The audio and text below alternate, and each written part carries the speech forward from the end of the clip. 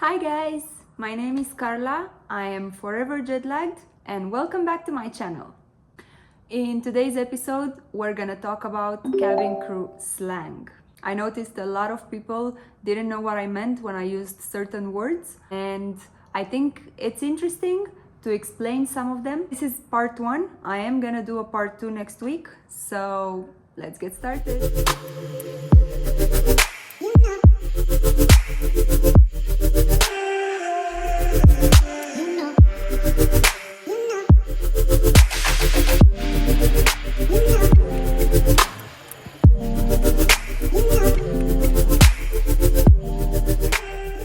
As some of you may know, I am from Romania. I used to work for Emirates for 4 years.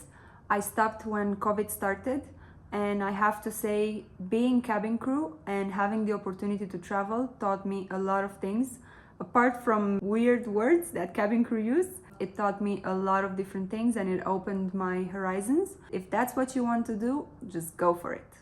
Now, let's start with the cabin crew slang.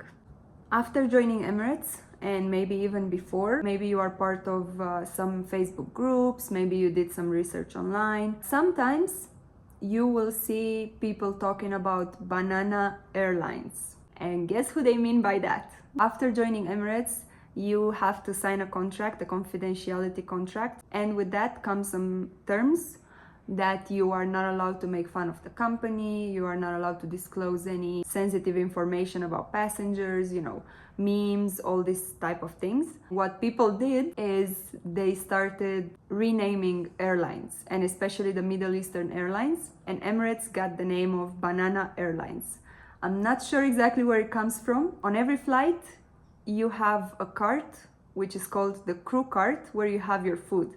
And in that cart, there is always bananas. I don't know if it's related. I don't know if that's how they came up with the name. But yes, you do have bananas on every flight. You will work for Banana Airlines. The second part of the cabin crew slang is actually a list of words that relates to your position on the flight. I talked about this before, about the chain of command on the flight. Of course, the first one is the captain, and then comes the first officer. And here comes the list of words that before joining Emirates, I had no idea what they meant. And these words are related to your position on the flight, like I said. Every airline has a similar but different word for the same position, let's say. After the captain and the first officer, third one in the chain of command is the purser. He or she is in charge of the cabin crew, basically your boss, your direct boss on that flight. And then comes the CSV, it's the cabin supervisor. The CSV is according to each cabin. So for business class there is one, for economy class there is one, and in first class is usually the purser. You have 2 cabin supervisors on some flights. On other flights you even have 3. When the economy class is very, very big, you need to have 2 cabin supervisors in economy. That's your second direct boss. After that comes the FG1, the crew that works in first class. Next comes the grade 1, is the crew that works in business class. After that comes grade 2, which is you when you get hired, which is the crew that works in economy class. The last one in the chain of command is the CSA.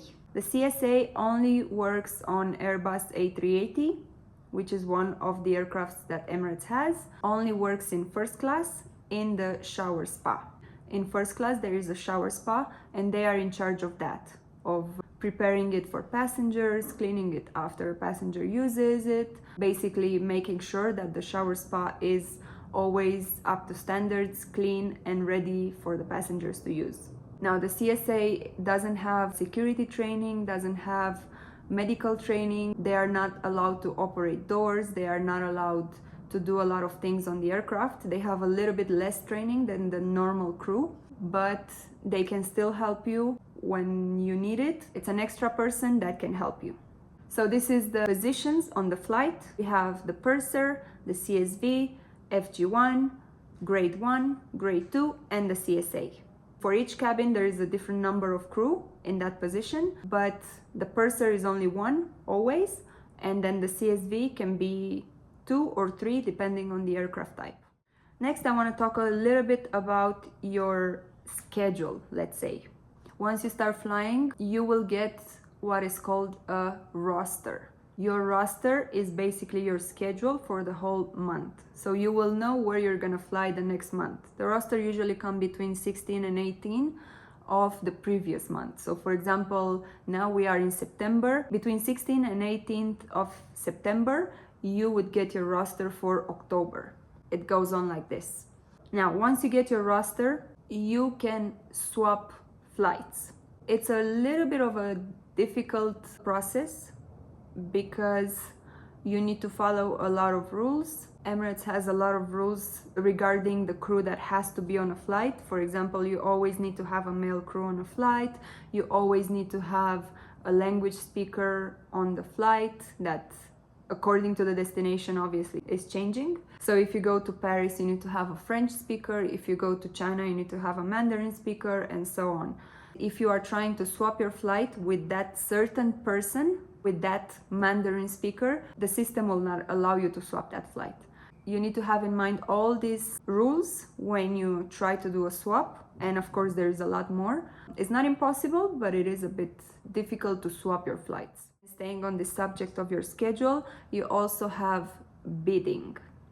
Bidding is when you request a flight. Before you get your roster for October, let's say, there is a certain period of time when bidding opens. It's usually after you get your roster for October, you can start bidding for November. You are entitled to 5 destinations. Of course, it is not certain that you will get that flight, but you can request it. And according to what the company needs and what are their requirements, you will get the flight or you won't.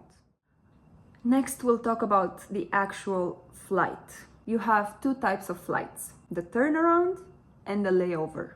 This is a little bit self-explanatory, but it happened to me that people ask me what is a turnaround and what is a layover, so I decided to talk a little bit about it. The turnaround is a flight shorter than 4 hours and a half. You don't get to stay in that destination. From Dubai, it's usually flights to India, flights to Pakistan, the close destinations. So you just go there, the passengers leave, you stay on board, the cleaning team comes and they clean the aircraft, so you don't have to clean the aircraft, and then you prepare the aircraft for the new passengers and you go back to Dubai.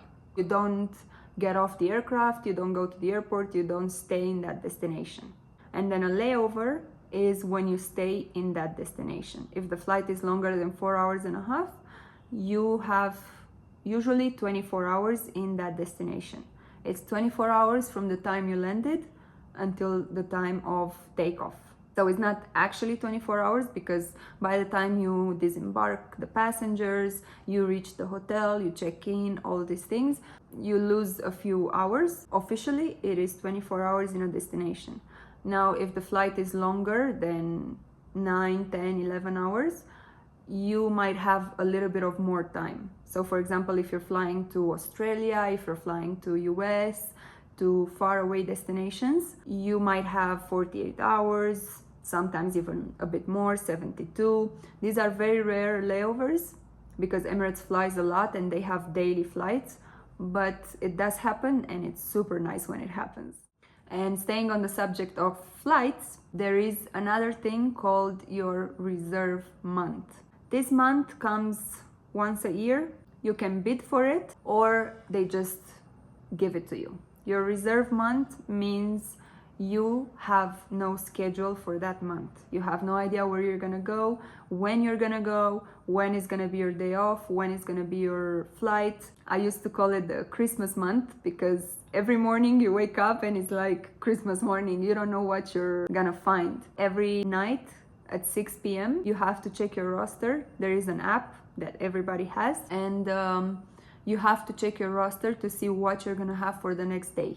So every day at 6 p.m. they announce what you will have for the next day. Sometimes it's a day off, sometimes it's a turnaround, sometimes it's a layover. It depends. Sometimes it can be a standby, and this is another thing. There's 2 types: home standby or airport standby. Airport standby means you go to the airport, you wait there, and in case there is an urgent need for someone on a flight, they send you on that flight. So you need to go to the airport with your cabin bag, with your suitcase. You need to pack in your suitcase clothes for winter weather, for summer weather. You need to be prepared to go anywhere. After a while, it can get annoying, but in the beginning, it's very exciting because you don't know where you're gonna go, what new adventure you're gonna have. And airport standby is usually 3 hours. Home standby, it can be up to 6 or 9 hours, depends. And home standby is the same thing. You need to have your suitcase ready, your uniform, everything. And they usually call you 2 hours before the flight. So you need to be home, you need to be ready, you need to be rested. Just wait for that call. And they call you and they tell you you have a flight, you're going to X destination. You need to start getting ready, do your hair, makeup, put your uniform on and go to headquarters. So this is it about reserve month and standbys, home standby and airport standby. And now the last word that crew use a lot, and it can be a bit confusing when you first reach Dubai. I remember people using it a lot and I had no idea what it meant. Maybe I was a bit ignorant, maybe I was a bit lost, but as English is not my first language, I couldn't tell what they meant by this word. And it's actually not a word, it's an abbreviation. A lot of people you will hear that they are going to HQ. Wow. HQ here, HQ there. And I was like, what is this HQ?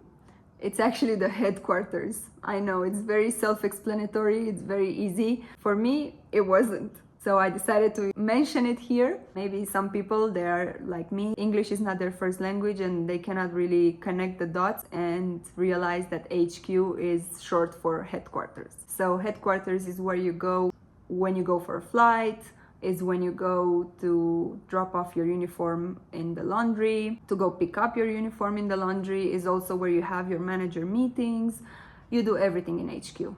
You will hear a lot of people talking about it, and it's good to know what it means so you don't look stupid or you just nod and smile like me and you have no idea what they're talking about. So this is part 1 of the cabin crew slang. Thank you for watching. If you have any words that maybe you heard and you don't know what they mean, please leave them in the comments and I will explain what they mean. If you have any questions about the words that I just mentioned as well, leave them in the comments. I will explain better. Hit the subscribe button, like this video, and I'll see you next week with part 2 of cabin crew slang. Bye!